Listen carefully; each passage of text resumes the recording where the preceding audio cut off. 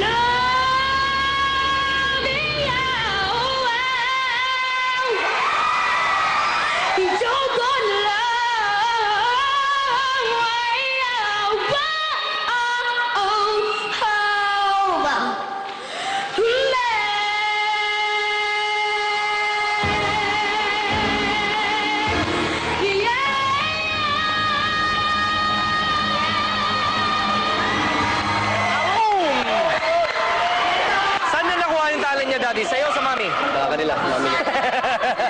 Ilan taon ka? 10 years old po. Ben? Opo. Nakakapangilabot, no friendship? Grabe, ang hirap-hirap. Sino nagdesisyon niya na yan ang kantahin mo? Ang hirap kantahin yan. Yung tito ko po. Tita? Tito. Ah, tito. Ay, tito! Kamukha ni Ray Pumaloy. Hindi ko nga alam kung saan nanggagaling yung hangin mo eh. Ang liit-liit mo. Kenchilin, yes na yes. Salamat po. Ako rin, yes, yes. Yeah. Salamat po. That's a big yes. Yeah. Salamat po. Buti na lang, medyo nag-iba ang ihip ng hangin. Isang 10-year-old ang sumalbas sa first part ng auditions natin tonight. Gising na naman tayo. Thanks to Kenchilin. See you sa NXT